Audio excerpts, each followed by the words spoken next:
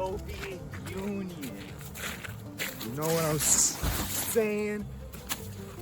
That's right, comrades.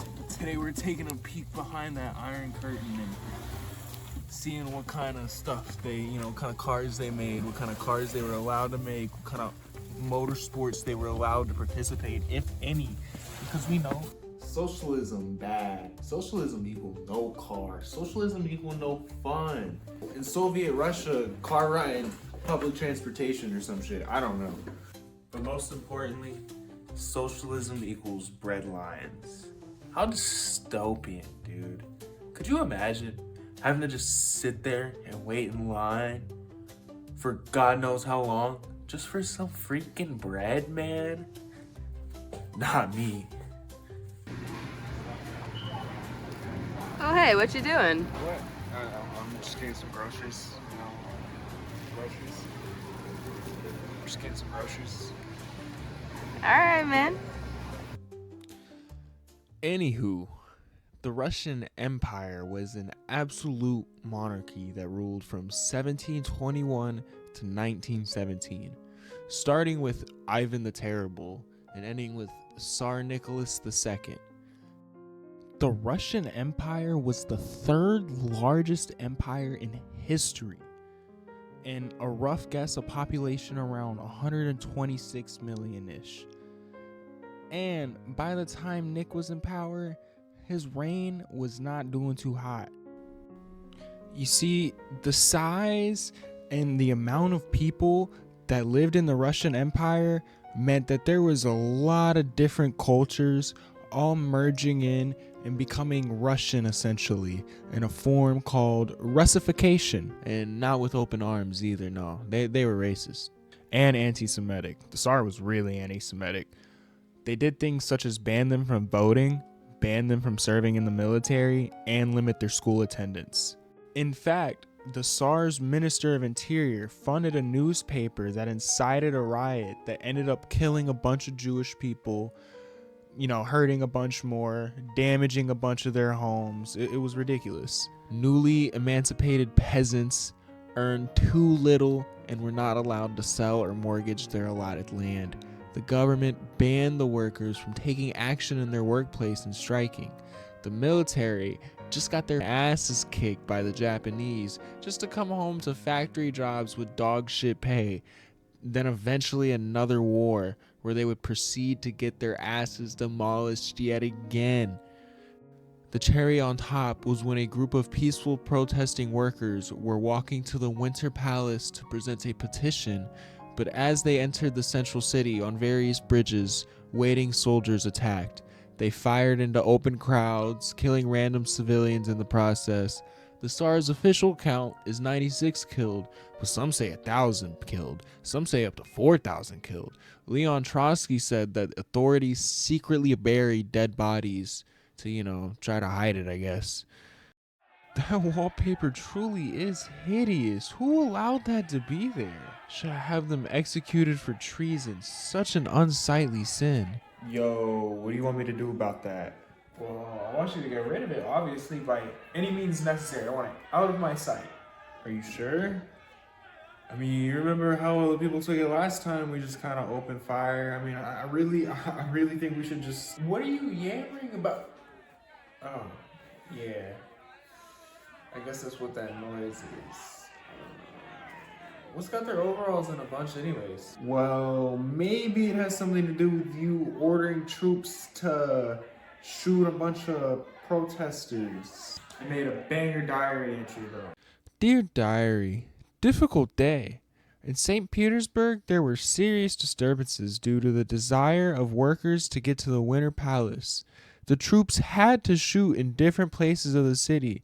There were many dead and wounded. Lord, how painful and bad. Yeah, well, what about when everybody said don't go to war with Japan? What did you do? What happened? But I had to.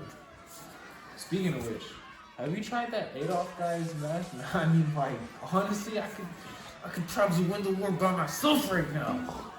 You're buying drugs off the dude we're fighting a war with? Who said I paid for this? But there was no hiding it. And while he did maintain power into World War I, and he managed to fuck that up as well, he was ousted in 1917 in the October Revolution by a man named Vladimir Lenin.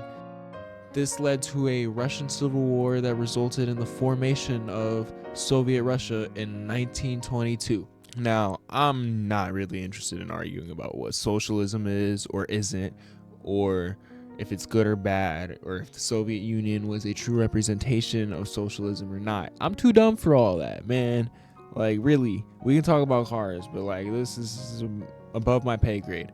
I might benefit from learning, though, as an American. All I understand that everything bad that ever happened in the world was socialist communism. Again, not to say bad didn't happen. Stalin literally murdered anywhere from 700,000 to 1 million people so he could retain power and force rapid industrialization or some shit.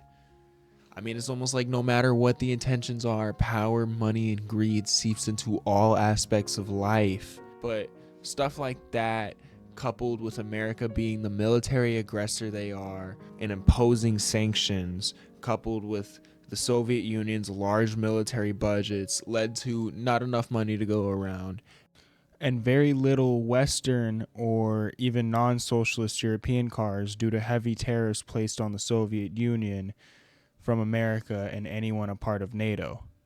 Can't look bad in front of America. Maybe having something to do with NATO being a protection racket for the United States. I don't know. Again, I'm not smart enough for all that. Now that I've kind of set the stage we're in, let's see what kind of cars they made. I'm surprised they made any at all. All citizens must use public transport. It's a rule I made up just now.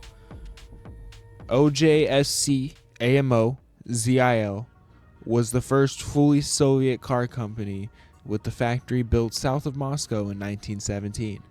Their first vehicle was a reprimanded Fiat Tipo 15. Made from 1924 to 1931, this two-wheel drive, four-cylinder, 35-horsepower truck was sold as a flatbed, a bus, and fire truck, a armored truck, etc. It was replaced by the Ammo 2 and then the Ammo 3. This company would go on to specialize in luxury executive cars, but made everything from sports cars to buses to huge APC-looking things designed to trek through Siberia. They made special lanes on roads specifically for government officials, called them ZIL lanes, due to ZIL being the official car of politicians in the Soviet Union.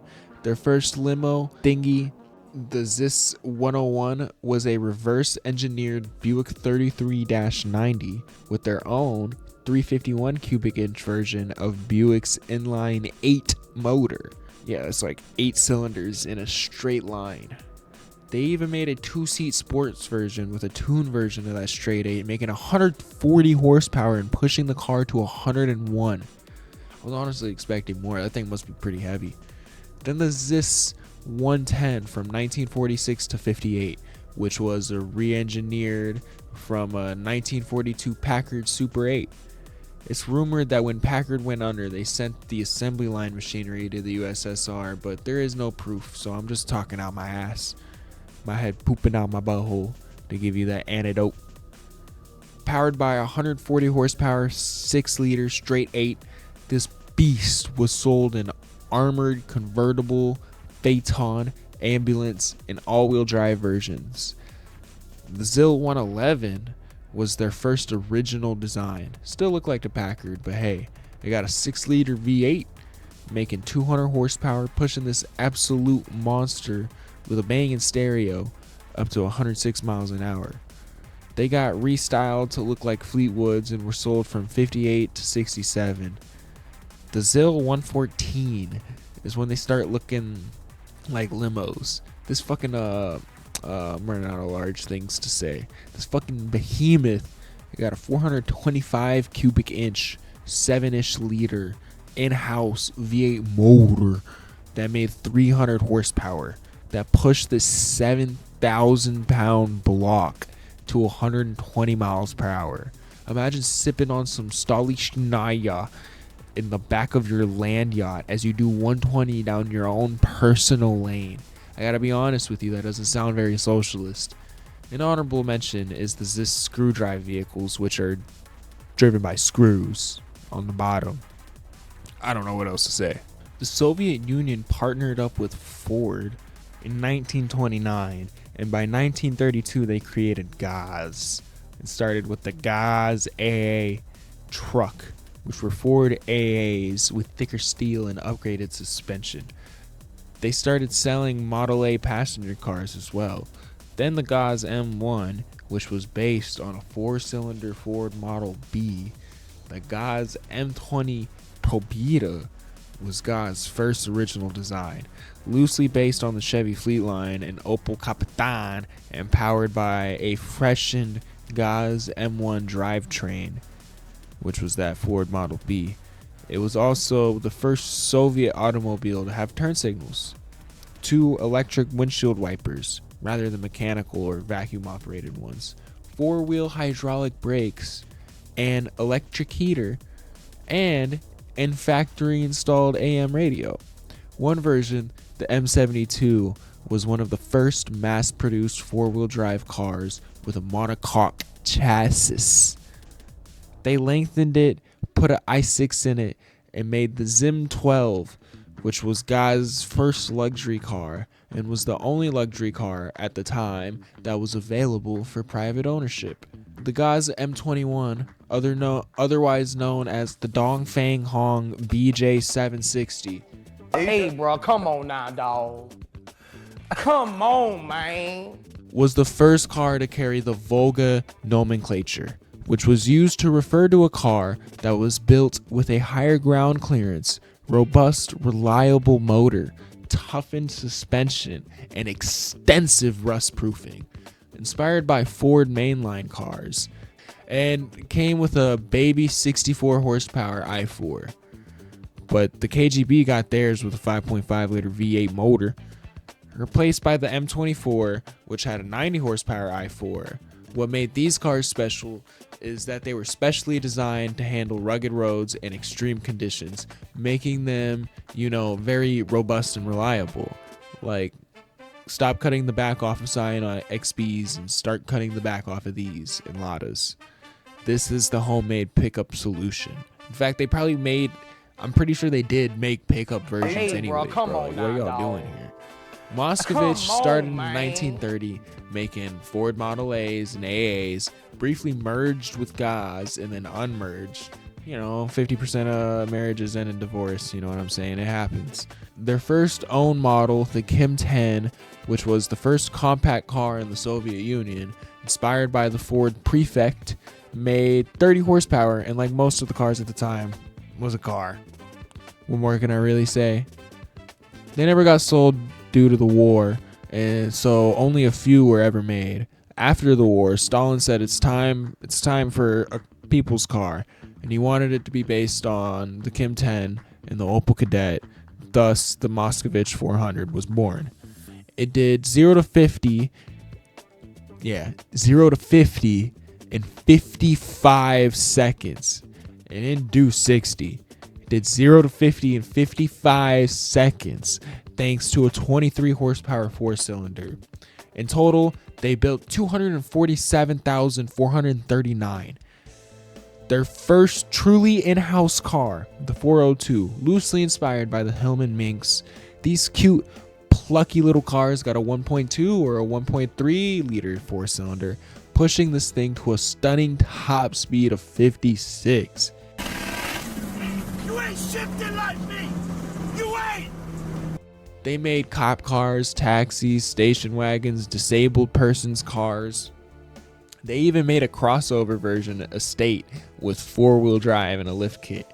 I mean, they replaced that with the 412, another 50 horsepower 4-cylinder economy car. This one was cool though because it was the first Soviet car to have deliberate safety equipment. Crumple zones, a safer steering column, a soft grip steering wheel cover, soft interior parts, seat belts, a padded dashboard, and a split circuit braking system. Although these safety features didn't come out till 1969. In 1966, the Soviets decided it was time for a people's car again. I guess they didn't like the Moskvitch. They were like, "No, we're trying again here. We're gonna do it right this time. You feel me? They looked at VW, Peugeot, Ford, look away, don't look at fucking Ford, and Renault, but decided to make rugged versions of the Fiat 124, designed to handle rough snowy climates. The VAZ-2101 Zeguli, commonly nicknamed, oh god, here we go, Kopika, was born. Branded as Ladas in export markets, they took a 124, lifted it, thickened the bodywork, and stiffened the chassis, gave it aluminum brake drums, because I believe these had disc brakes, but they went with drums with aluminum brake drums. Dropped the Fiat i4, because apparently it was garbage, for a Russian i4 with an overhead cam. Oh yeah. An auxiliary manual fuel pump for cold conditions, and early models came with a starting handle in case the battery went flat in Siberia. They were banned from selling these in Italy, and in any markets Fiat sold the 124 until they dropped the 124, which then Russia happily sold facelifted versions of these with more engine options, trim levels, and variations. These being simple, robust cars that made like 60 horsepower but weighed roughly 2,300 pounds, 4 or 5-speed manuals, rear-wheel drive, solid axles, made them essentially Russian Corollas, bro. I mean, we're talking like Vlad's and fucking like Dimitri's fucking sliding these things alongside those box trucks in parking lots. You seen those videos? You see those videos where they're fucking tandeming Ladas with box trucks in snowy parking lots and shit? It's crazy. You should go watch them. They're fucking crazy. I'm just saying, they're little shitters to chuck at the wind and watch fly. Some of them even got 2 rotors, but most of those were given to traffic police, not the KGB. They even partnered with Porsche to make a concept. Speaking of which, the Lada VFTS is a rally car based on the Lada 2105. Box flares, motor tuned to 150 horsepower, more chassis strengthening, disc brakes up front, better suspension, different materials are used such as plexiglass or polycarbonate instead of glass, bringing the weight down to 2,000 pounds. Made this car a little screamer.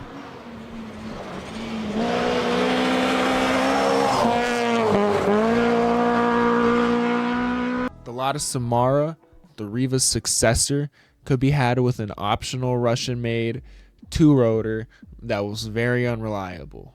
Surprising.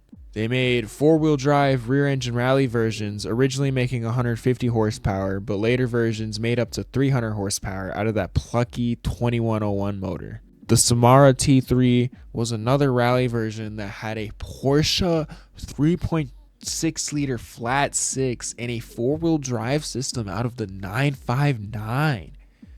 This car would go on to score 5th place in the 91 Paris-Dakar Rally. Now, these Ladas and later Moskvitches competed in races in other countries with various success. The Moskvitch actually competed well against British Minis and Hellmans, but what about auto racing in the Soviet Union? Surely these commies didn't support such fun racing. The Soviet Union's first auto race happened in 1924 outside Moscow. I'm guessing it was a cross-country style autocross with trucks, but that's just a guess. Like, literally, that is just a guess. In the 30s and 40s, they started doing point-to-point style races on highways. You see, the Soviet Union saw this as like good military training and like team building. They figured if you could race a car, or like a truck, so you were racing trucks at the time, you could most definitely tow shit, haul shit, drive a tank for the fucking Soviet military.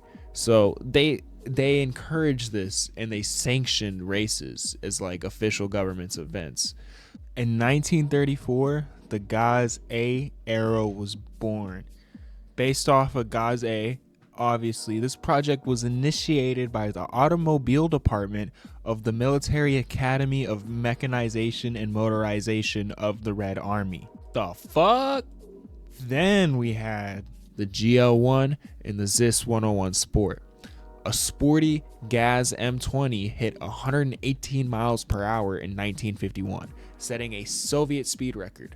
That same year, the Cyclops was born, the ZIS 112. An honorable mention, in 1955, they built the Zveta 5. Had a .245 liter two-cylinder engine. Not a 2 liter, not a 1.2 liter, not even a 0.245 liter two-cylinder engine. That made 50 horsepower at 7,200 RPM. 3-speed. It had a length of 3.2 meters, which I don't know what the fuck that is in McDonald's burgers, but 3.2 meters, and it weighed 360 kilograms. Again, a quarter pounder weight that doesn't comprehend to me. I don't know how many fucking quarter pounders that is, but I'll probably figure it out. It could do 124 miles per hour with a .245 liter. They would go on to host rally races, road races, autocross events. According to a WAPO forum from 1977, auto racing was one of the most popular sports in the Soviet Union. There was no need to advertise these races to spectators because they would sell out anyways. They would race sedans around hippodromes, so basically Soviet stock car. Hell yeah, comrade. Karting is popular there as well, and they even got some racetracks for these races. For the most part, besides the dune buggy, autocross, and the kart races, these were all done with modified road cars. The Soviet government had been trying to negotiate with F1 to bring some sort of series or feeder series into the Soviet Union, but they could never see eye to eye. Therefore, they took matters into their own hands and birthed the Cup of Peace and Friendship in 1963. As far as I know, they copied Formula Junior and Formula 3 cars to the best of their capabilities and made a weird point system that I definitely have no hope of understanding, so I'm not going to even try. Again, my Googling has proven me useless on this as I can't find any info. I can, however, find info on Formula Easter. Starting in the 70s, running alongside the Cup of Peace and Friendship, which would adopt Formula Easter rules, engine displacement was maximized at 1,300 cubic centimeters, which restriction led to widespread adoption of the Zaguli 2111, 21, I'm pretty sure it's supposed to be 2101 cars engine block. You know, these motors made around 70-75 horsepower off the assembly line at this time, but they could be tuned up relatively easily in someone's garage to 90 to 110. The Formula Easter rulebook banned any modifications of carburetors, pistons, or the camshaft. Better financed and well-connected teams were able to source these parts from Lada cars specifically made from export markets outside the Eastern Bloc, as those, made a little more power and were built better. Some teams opted for engines from the Dacia 1300, Polski Fiat 125, Skoda 105, or Wartburg 353. Out of national pride, but these motors were less popular. Lada sourced engines were sometimes connected to Soviet-made cast magnesium Zaporizhzhia ZAZ 968 gearboxes via, custom-made adapters, custom-made bell housings, adapter shits, which are mad expensive. You ever looked on Facebook Marketplace and looked at how cheap a K24 is? You thought, wow, man, I could really do that. And then you look and you're like, oh man, ZF isn't that bad either, right? And then you look at the fucking adapter. You're putting the whole cost of the build in the fucking adapter plate for the fucking engine and transmission, man. Killing me here. Suspension was usually adapted from East German Barkas minivans, and teams filled the strut legs with in-house mixed oils to enhance their performance. Yo, that's fucking crazy. You telling me instead of just buying new struts, I can just put new oil in my struts? I can do that. Half axles often came from the Soviet-made UAZ all-terrain capable Jeeps and minivans. De-acceleration, aka slowing down, or aka was provided by aftermarket drilled Lada brake discs paired with East German 4-piston Wartburg calipers. The steering assembly was often adopted from East German Trabant mini compact cars, but required extensive customization to fit. Many teams had to make their cars from scratch in their home garages, welding up tube frames, laying out fiberglass. Tires also had to be of socialist origin to be race legal, but minor teams had difficulty sourcing enough new racing tires, therefore leading to a second-hand market of used, sometimes dangerously worn slicks.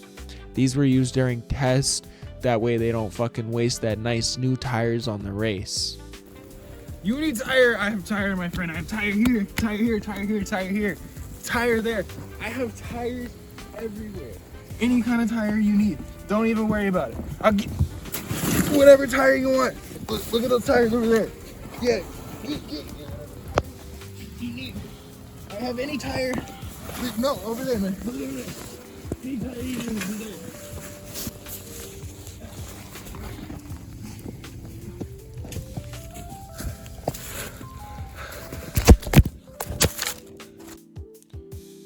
Ready-built race cars could be bought from Estonia for richer teams, but as far as I understand, they had a sort of lemons mentality to it, where they would award points to teams that worked with smaller budgets and encouraged stretching out your dollar.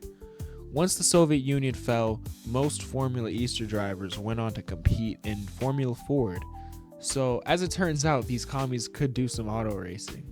They couldn't drive at the speed of sound, though. They couldn't drive at the speed of sound, though. Not for lack of trying, however. I will give them that. May God, Buddha, Allah, the universe, whomever, bless you. And I hope you have a wonderful day. I love you. Good night. In recognizing a communist, physical appearance counts for nothing. If he openly declares himself to be a communist, we take his word for it. If a person consistently reads and advocates the views expressed in a communist publication, he may be a communist. If a person supports organizations which reflect communist teachings, or organizations labeled communist by the Department of Justice, she may be a communist. If a person defends the activities of communist nations while consistently attacking the domestic and foreign policy of the United States, she may be a communist. If a person does all these things over a period of time, he must be a communist. But there are other communists who don't show their real faces, who work more silently,